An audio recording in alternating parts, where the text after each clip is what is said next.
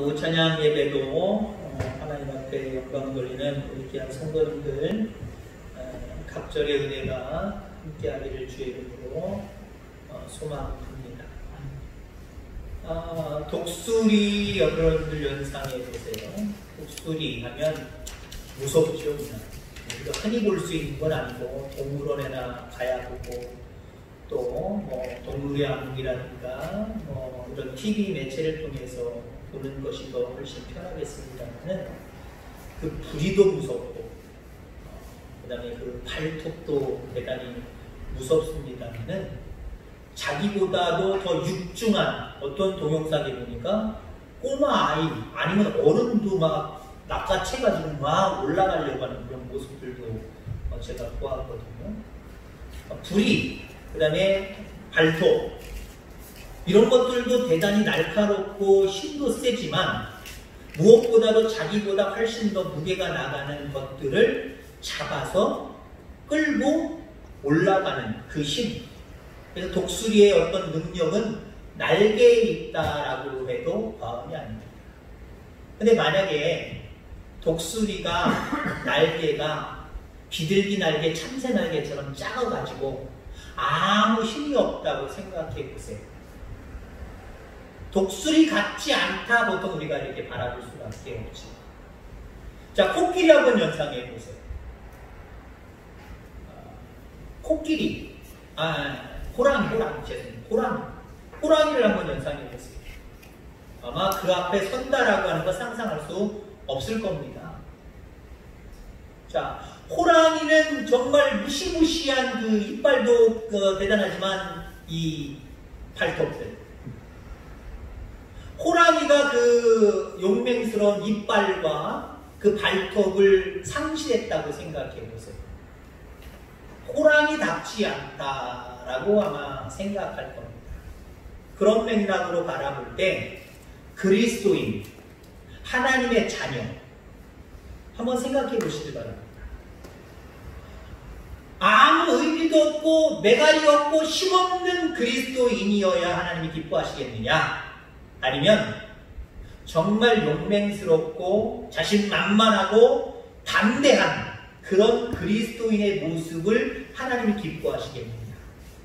두 말하면 잔소리죠. 하나님의 자녀들이, 그리스도인들이 세상 앞에 용맹스럽고 믿음으로 담대하고 그래서 늘 승리하는 그 모습을 하나님은 원하실 겁니다. 독수리에게 날개, 힘의 상징이죠. 독수리의 상징입니다. 코끼리에게 이빨이나 아니면 이 앞다리, 그 코끼리를 상징하는 힘을 상징하는 그런 어떤 모습이다라고 하는 거죠. 우리 그리스도인들을 상징하는 게 있어요. 믿음입니다. 믿음을 잃어버리면 그리스도인이라고 하는 껍데기는 있지만 그리스도인답지 않은 거예요. 하나님의 자녀답지 않은 거예요. 그리고 하나님의 자녀답기를 주의 이름으로 축원합니다. 그러면 여러분 믿음을 잃어버리면 안 돼요. 3일 동안 굶은 호랑이가 있었습니다. 얼마나 배고팠을까요? 먹이를 찾다가 다행히 토끼를 만났습니다. 그리고 토끼를 한 발에 확 낚아챘습니다. 먹으면 되잖아요. 근데 토끼가 호랑이를 빤히 쳐다보면서 이렇게 얘기합니다. 놔 임마! 그 소리에 깜짝 놀라서 토끼를 그냥 놔주고 말았습니다. 어이가 없지요. 자기 자신도 어이가 없었어요. 배고픔을 하루 넘겼습니다. 다음날 이제는 반드시 먹잇감을 찾아서 먹으리라 하고 찾던 중에 이번에도 토끼를 만났어요. 토끼를 만나서 잡았습니다. 잡아서 먹으려고 할 때에 토끼가 또 이런 말을 합니다. 나야 임마. 어제 그 토끼였어요. 어제 그 토끼였어요. 또 만난 거예요. 나 임마 했던 토끼가 이제는 어제 그 토끼가 나야 임마 라고 얘기를 한 겁니다. 깜짝 놀라서 그만 또 놓쳐버렸습니다. 호랑이가 다음날 배고픔을 이제 5일째죠. 배고파서 먹이를 찾으면서 처음에 잡았던 그 토끼, 어제 잡았던 이 토끼, 얘는 절대로 건드리지 말아야지. 그리고 먹이를 사냥 중에 확실히 다른 토끼를 만나서 토끼를 잡았습니다. 아, 이제 됐다. 그저께 그 토끼, 어저께 그 토끼, 그놈 아니니까 됐다. 라고 먹으려고 할 때에 토끼가 호랑이에게 어떤 말을 합니다. 그 말에 충격받아서 쓰러져 죽었답니다. 무슨 얘기입니까? 무슨 말을 듣고 호랑이가 놀라서 죽었을까? 소문 다 났어 임마. 자, 무엇을 얘기하는 걸까요? 이 이야기 속에서 연약한 토끼 앞에서도 너무도 무기력해진 호랑이처럼 너무나도 작은 일에, 아니 큰 일이라고 할지라도 하나님의 능력 안에서 모든 것들을 할 수 있음에도 불구하고 세상에 되어지는 많은 일들 속에서 그저 깜짝깜짝 놀라기만 하고 자기의 그 용맹스러움을, 자기의 그 담대함을 표출하고 표현하지 못한다고 한다면 그게 호랑이입니까? 그게 우리 그리스도인의 모습입니까? 좀 전에 예화로 말씀드렸던 그 불쌍한 어리석은 말도 안 되는 호랑이의 모습이 오늘날 그리스도인의 모습이 아닌가 우리는 스스로 점검해 보아야 돼요. 우리는 세상을 이길 수 있는 믿음을 가졌습니다. 물론 우리는 세상에 이길 수 없는 존재들이에요. 우리 인간의 존재로만 가지고 보면 연약하디 연약한 모습입니다. 그 표현을 구약에서는 우리는 질그릇 같다, 흙으로 빚어서 질그릇 같다라고 표현합니다. 깨지기 쉬운 존재입니다. 연약한 존재라는 거죠.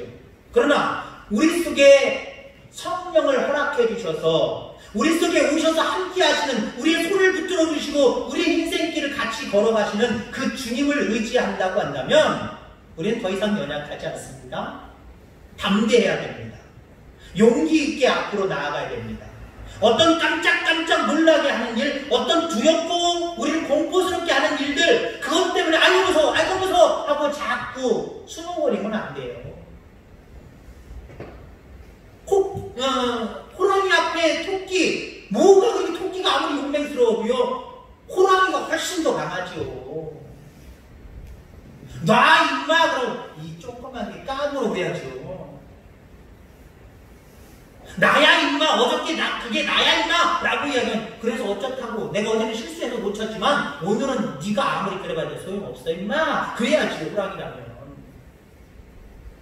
혹시 두 번째까지 실수했다고 할지라도 세 번째 소문 다 났어 임마 그러면 그게 내 모습, 본 모습 아니야 임마. 나는 너보다 훨씬 센 사람이야, 센 존재야, 까불지 말어. 그래야 진짜 호랑이죠. 작은 일에서부터 점점 그 일들 속에서, 우리의 모든 현실 속에서 아이고 힘들어, 아이고 어려워, 아이고 무서워, 어떡하면 좋아, 큰일 났네, 여기에 매여서 우리에게 주시는 그 능력을 상실하고 그저 무서움에, 두려움에만 떨고 있다고 한다면 날개 잃은 독수리, 이빨 빠진 호랑이, 그것과 우리 그리스도인의 모습이 뭐가 다르겠습니까? 여러분들의 믿음의 날개를 잃어버리지 말고요, 여러분의 믿음의 이빨, 이를 상실하지 않기를 주의 이름으로 축원합니다. 자, 오늘 본문을 보면은요, 예수님께서 제자들에게 앞부분에 기도에 대해서 설명을 하십니다. 불의한 재판장과 과부를 통해서, 과부가 억울한 일을 당해서 불의한 재판장을 찾아가서 내가 억울합니다, 이것 좀 해결해 주세요. 그랬더니 이 불의한 재판관이 돈도 없는 과부 주제에 뭘 부탁하냐고 내쳤단 말이에요. 근데 과부가 계속해서 도와주세요, 억울함을 해소해 주세요 계속 찾아오니까 불의한 재판관이라고 할지라도 그 과부의 소원을 들어준다는 거예요. 원한을 풀어준다는 거예요. 억울함을 풀어준다는 거예요. 하물며 하나님도 그렇다는 이야기를 하는 거예요. 그러니까 기도의 어떤 뭐라 그럴까요? 간절성을 얘기하는 거죠.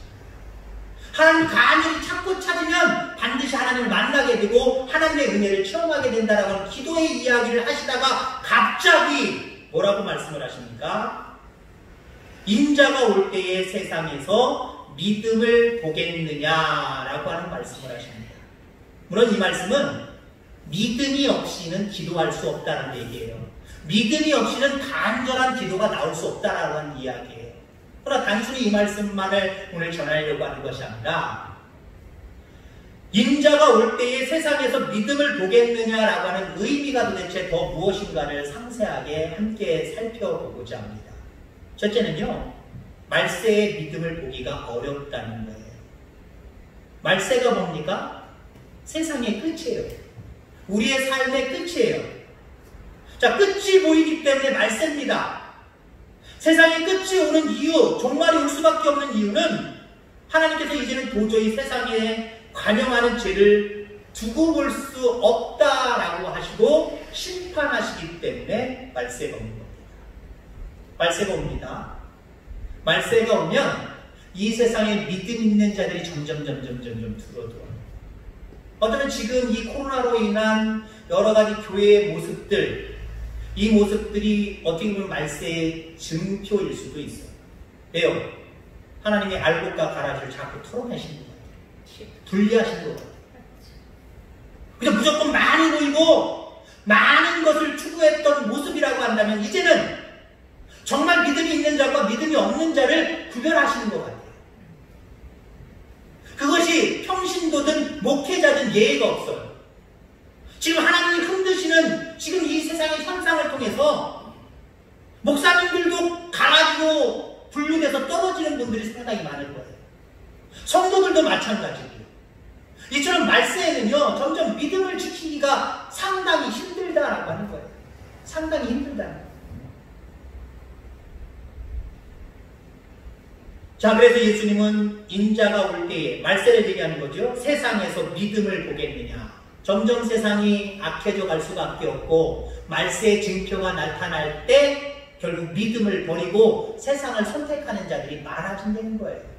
자, 그런데 예수님이 오늘 본문에 그런 말씀을 하신 이유는 말세에는 믿음 있는 자 볼 수 없다, 여기서 끝나는 게 아니에요. 그러나 나는 믿음 있는 자를 보기를 원한다. 믿음을 보기를 원한다. 그거예요. 그 말 속에 내포되어 있는 더 중심적인 이야기는 그래요. 말세에 믿음 있는 자를 볼 수 있느냐? 볼 수 별로 없을 거다. 점점 줄어들 거다. 그러나 나는 아무리 말세라고 할지라도 믿음 있는 자를 보기를 원한다. 내남 제일교회에서 아멘. 야, 아멘 안 해요. 다른 교회로 갈까요? 어디 다른 이웃교회로 한번 갈까요? 물론 다른 교회도 중요한데 우선 여러분들 우리 교회 안에 말세가 되어서 믿음 있는 자가 점점 사라지는 모습이지만 여러분 믿음의 사람들 되기를 주 이름으로 축원합니다. 실질적으로 여러분들 도예지의 교회는요 지금 암시적으로 어떻게 될 것인가 지금 교회에서 때로는 목회자들이 또 당회원들이 두려워하고 있어요. 왜? 이 모습들이 몇 달 아니면 한 1년이 더 가서 마무리된 다음에 교세를 그대로 유지할 수 있을 것이냐 여기 두려워하고 있어요.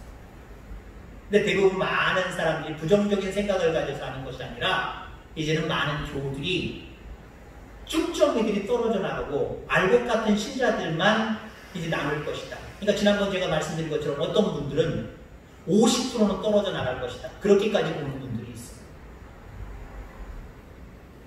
말세에도 우리 교회는 계속해서 믿음 있는 자를 보기를 간절히 소망합니다. 아무리 말세지만 하나님은 그래 말세야 말세니까 어쩔 수 없어 거기서 그치는 것이 아니라 거기서 마치는 것이 아니라 아무리 말세여도 나는 믿음 있는 자를 원한다. 믿음 있는 자 보기를 원한다 라고 말씀을 하시는 거예요. 우리가 세상을 살아가다 보면 믿음 생활하다 보면 핑계거리 참 많아요. 믿음 생활하지 믿음을 갖게 못하는 핑계거리 많아요. 핑계거리가 정당화되고 합리화돼서는 안 돼요. 예를 들어서 우리 현대인들이 가장 많이 하는 믿음에서 떠나는 모습 속에서 많이 하는 어떤 말들이 있죠. 바빠서. 요즘 사람들 참 바빠요. 애들도 그런까지 다 바빠요. 얼마나 바쁜지 몰라요. 다 바쁘다고 이야기해요. 바쁘다는 걸 무시할 수는 없어요. 다 바쁜 거 인정해줘야 돼요. 점점 바빠지는 시대 속에 살아가는 것 인정해줘야 돼요. 그런데 여러분들, 그게 정당화될 수 없어요. 합리화될 수 없어요. 아, 바쁘니까 어쩔 수 없지. 근데 보통 믿음에서 점점 떠나버리는 사람들의 모습을 보면 핑계거리가 합리화되고 정당해요. 나는 바빠서 못하는 거니까.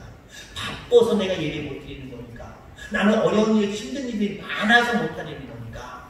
그러면서 자기를 스스로 합리화시켜요. 성도 간에는 그러한 성도가 있으면 배려하고 때로는 이해해 줄 줄 아는 그런 사람이 물론 있어야 되지만 자기 스스로에게는요, 이해하고 용서하지 마시길 바랍니다.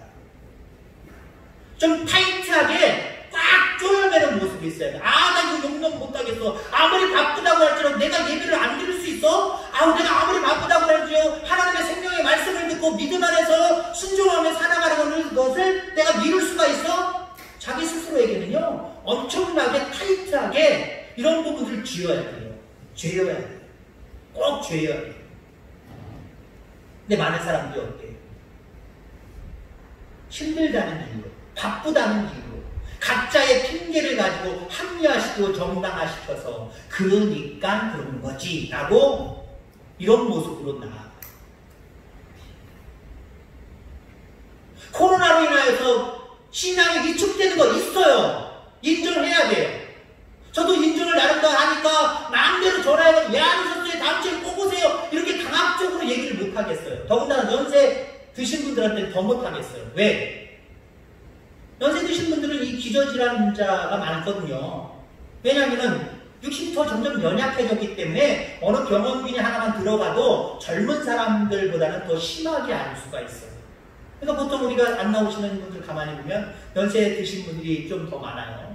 제가 안타깝지만 막 전화해가지고 다그치고 싶지도 않고 다그쳐서는 안 될 것 같고 그래요. 그건 어떻게 보면은요, 제가 믿음이 없는 부분들도 있겠지만 그런 분들을 다른 차원에서는 이해해주고 아 그럴 수도 있겠지라고 하는 배려의 차원이에요. 근데 자기 자신 스스로는요, 나는 나이 좀 들었으니까 코로나가 이제 지금 우리의 생명을 위협하고 있으니까 난 못해. 난 힘들어. 아유, 그게 얼마나 위험한 건데. 그게 얼마나 정말 우리의 생명을 왔다 갔다 하게 하는 건데. 라고 하면 스스로 그걸 합리화시키고 정당화시키는 것, 그건 아니에요. 이건 제가 뭐라고 말할 수 없지만 여러분들 스스로 신앙 안에서 말세니까 상황이 지금 우리가 살아가는 삶의 모든 모습들이 다 이러니까 다른 사람들 다 이렇게 하니까 나도 그렇게 하는 거 괜찮아. 괜찮을 테니까. 그럼 문제 있겠어? 합리화시키지 마세요. 정당화시키지 마세요. 오늘 주님이 말씀하신 것처럼 말씀은 그런 믿음 없는 현상 나타난다? 그러나 나는 그 현상 인정 못해. 아무리 현상이 그런다고 할지라도 너희는 믿음을 가져야지. 그거거든요. 오늘 본문 말씀은 그런 의미가 있는 거예요. 말세이지만 신앙생활하는 게 모든 부분에서 우리의 신앙을 온전히 가져가지 못하게 하는 많은 한정들이 있지만 그거 정당화시키지 말고요. 합리화시키지 말고요. 하나님 앞에 믿음을 보일 수 있는 저와 여러분들 되기를 주의 이름으로 축원합니다. 자, 그래도 결론적인 말씀입니다만은 바로 내가, 여러분들이 말세의 믿음의 주인공이 되기를 주의 이름으로 축원합니다. 말세의 믿음을 볼 수는 없지만 내가, 여러분들 스스로가 하나님 앞에 믿음의 주인공이 돼야 돼요. 말세는 믿음 있는 사람들이 점점 사라지고 없어지는데 여기 있네? 여러분들 지목해야 돼요. 하나님이 여러분들을 바라보실 때 말세의 믿음을 볼 수 없지만 믿음 있는 자가 여기 있구나. 내가 제일 교회에 있구나. 라고 여러분들을 지목하셔야 돼요. 우리 교회를 지목하셔야 돼요. 여러분 반드시 그렇게 되어지기를 주의 이름으로 축원합니다. 우리가 점점 전도하기가 어려워지는 시대가 됐습니다. 아니 코로나로 인해서 더 급작스럽게 전도가 힘들어지는 시대가 됐습니다. 이제는 교인이라고 하면, 예수 믿는 사람이라고 한다면 아예 복음을 증거하기 이전에 세강정 끼고 들어오지도 말라고 아예 문을 닫는 시대가 되어버렸다는 거죠. 자, 교회 안에도 능력으로 역사하는 믿음을 가진 크리스천들이 많지 않습니다. 세상은 환경이 그러다 보니까 아유 나는 못해, 아유 안 할래 그러지만 그 모습이 교회 안에서까지도 이제는 못해, 안 해라고 하는 그런 모태 신앙인들이 늘어나고 있다. 모태 신앙은 뱃속에서부터 신앙생활하는 사람들을 모태 신앙이라는 거예요. 저 같은 사람. 근데 발음을 좀 쉬웃을 옆에서 보세요. 못해가 아니라 못해. 비슷하죠, 발음이. 요즘은 모태 신앙들이 너무 많다는 거예요. 나는 못해. 아유, 나는 안 할래. 아유, 그거 누가 해? 아유, 다른 사람이 하겠지. 못하겠다고 하는 신앙들이 너무 많이 있다는 거죠. 능력을 잃어버린 신앙입니다. 앞서도 얘기했지만 믿음을 잃어버리면 그 그리스도인이냐 참된 그리스도인이라고 할 수가 없어요. 여러분 능력을 회복하게 되기를 주 이름으로 축원합니다. 믿음을 회복해야 능력이 나타나요. 믿음 안에 있는 게 능력이에요. 믿음이 없으면 그냥 세상적인 자기들이 생각할 때 그 능력이면 돼라고 하는 그 능력 갖고 살아가는데 그 능력 갖고 됩니까? 여러분들이 가지고 있는 힘과 재능과 지혜와 지식과 이거 갖고 돼요? 한치 앞을 내다볼 수 없는 게 우리의 삶입니다. 아무리 말세라고 할지라도 참으로 하나님을 의지하고 믿는 자들에게는 믿음이라는 게 생긴데 그 믿음 안에는 하나님이 주시는 능력이 우리 속에 있다는 사실을 여러분 기억하시길 바랍니다. 자, 사도행전 초대교회 성도들의 모습을 이야기하고 있지요. 거기에 사도행전 2장에 보면은 43절에 사람마다 두려워하는데 사도들로 인하여 기사와 표적이 많이 나타나니 불신자들이 초대교회 사도행전 교회 그 교회를 볼 때에 그 그리스도인들을 볼 때에 두려워했다는 거예요. 왜 두려워했을까요? 왜 두려워했을까요? 이 사람들을 보면 하나님이란 분이 함께 하시는 것이 보였기 때문에 그래요. 초대교회 사도행전 교회를 바라보면 와, 저 교회는 하나님의 역사가 하나님의 은혜가 하나님의 복이 저곳에 있는 저 무리 가운데 있는 저들에게 임하고 있어. 이게 보였기 때문에 두려워했다는 거예요. 우리 장로님 오전에 기도하실 때 이 지역에 예비된 영혼이 있다라고 말씀을 하셨습니다. 다른 말로 표현하면은 어떤 신학적인 용어로 표현하면 준비된 영혼이거든요. 준비된 영혼. 이게 준비된 영혼이 있어요. 왜냐면 또 우리는 예정서를 받아들이는 칼빈적인 신학을 바탕을 두고 있는 교단이기 때문에 예정, 하나님 미리 예정하셨다는 거예요. 그러니까 내가 전도해야 되지만 전도하지 않는 중에도 하나님이 한 사람 한 사람 마음을 감동시켜서 예수 믿는 사람들을 미리 준비시켜 놓으셨다는 거예요. 우리 교회에 올 수 있는 사람들이 준비되어져 있다는 거예요. 근데 중요한 게 있어요, 여러분들. 준비만 되어졌다라고만 생각을 하면 우리 전도에 게을러져요. 여러분들, 준비된 영혼을 받아들일 수 있는 교회는 준비된 교회이어야 됩니다. 준비된 사람들이 있어. 언젠가는 부흥할 거야. 언젠가는 사람들이 올 거야. 하고 가만히 준비 안 하고 가만히 있으면요. 준비된 영혼들이 있지만 우리 교회로 오는 시기가 늦어져요. 아니, 우리 교회로 하나님이 보내시지 않냐고 다른 준비된 교회로 보내세요. 다른 준비된 교회로 보내세요. 준비된 영혼이 있어요. 장로님 기도처럼 준비된 영혼이 있어요. 예비된 영혼들이 있어요. 그 영혼들이 우리 교회를 통해서 능력 있는 하나님을 체험하게 하기 위해서는요, 우리가 준비하셔야 돼요. 무슨 준비할까요, 여러분? 의자수 늘려놓을까요? 돈을 어디서 좀 많이 가져가지고 좀 교회를 더 확장을 할까요? 그런 준비 말고요. 그런 준비 하게 될 때는 나중에 하게 될 수 있는 어떤 환경을 하나님 허락하시겠지만 지금 당장 그리고 꾸준하게 할 수 있는 준비가 있어요. 믿음의 준비입니다. 믿음의 준비. 영혼을 사랑하고 하나님을 사랑하고 늘 말세지만은 그것에 대해서 핑계대지 아니하고 늘 믿음을 지키는 그 모습을 통해서 하나님이 우리 교회 가운데, 여러분들 가운데, 여러분들 가정 가운데 환경을 초월해서 역사하시는 은혜가 있어야 세상 사람들이 바라볼 때 어느 교회에 갈 것인가, 준비된 영혼이 있다고 할지라도 어느 교회에 갈 것인가, 저 교회는 너무 밋밋해, 있는 듯 없는 듯해, 나 저 교회를 갈래. 그거 어떻게 정하겠어요? 물론 사람 마음이겠지만 그 믿음 안에, 그 마음 안에 믿음을 집어넣으시는 분이 하나님이신데 교회를 정하는 것도요, 그게 보여줘요. 초대교회처럼 저 교회에 그런 모습들이 보여줘야 돼요. 그래서 우리는 준비해야 됩니다. 무엇을요? 무엇보다도 믿음을 준비하시길 바랍니다. 믿음을 빼버리면 안 돼요.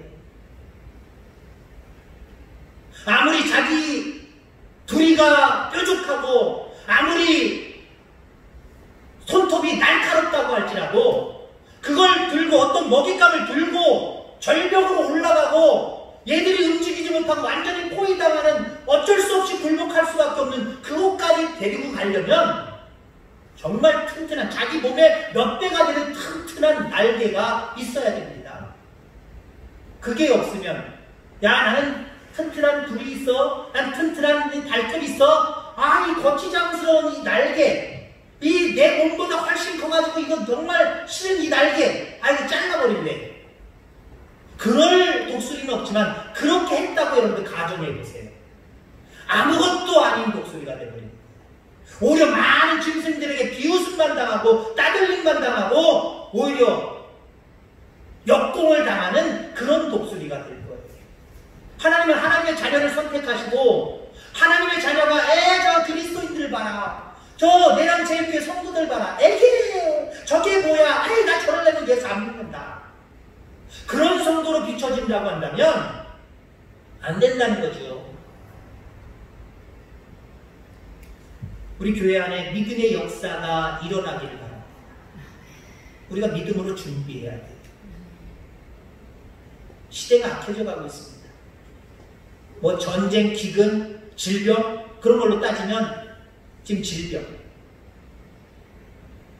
정말 제가 살아오면서도 여러분들도 마찬가지, 살아오면서 저보다 연세 드시는 분들이 많습니다만 살아오면서 이렇게 이 정도로 질병 가운데 장기간 정말 두려움을 가지고 조심스럽게 행동했던 시절이 없었던 것 같아요. 맞죠? 김동환 목사님 맞죠? 없었던 것 같아요. 어떻게 보면 이것도 말세의 현상 중에 하나예요. 아, 말세에는 우리가 감당할 수 없는 많은 일들이 벌어집니다.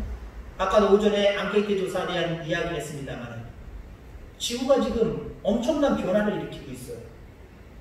한 번도 보지 못한 바람, 태풍들이 몰려오기 시작을 하고요.